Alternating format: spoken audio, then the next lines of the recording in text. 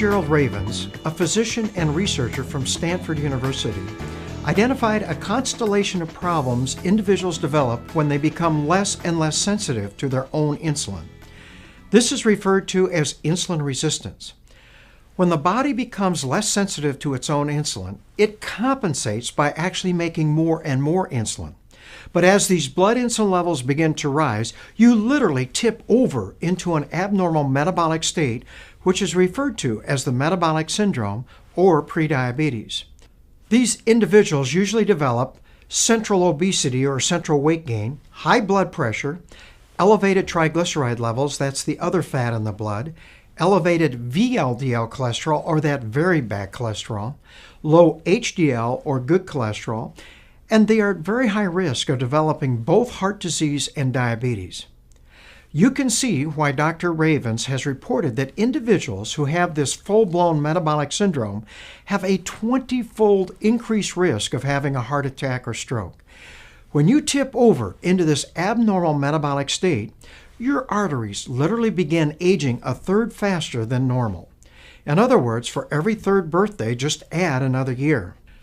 Over time, your body just can't keep making all this insulin, and blood insulin levels begin to drop. However, now your blood sugars begin to rise, and you not only become diabetic, but your arteries begin aging even faster. Insulin resistance is directly the result of our poor eating habits and lack of exercise, which causes us to become less and less sensitive to our own insulin. The medical literature shows us that over half of the adult population and nearly 1/3 of our children are in some stage of insulin resistance today. It is not only the reason we are seeing the epidemic of obesity, but also the reason we are seeing the epidemic of diabetes.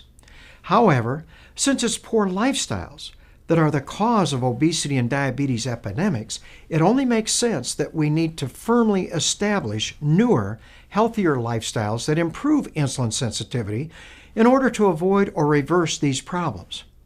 I spent over 3 years researching the medical literature to learn which lifestyles are best for improving insulin sensitivity.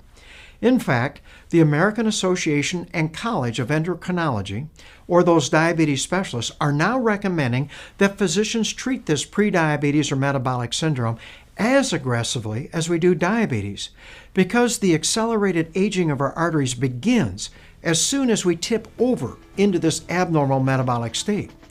When they reviewed the worldwide medical literature, they concluded that the best treatment is to make intensive lifestyle changes.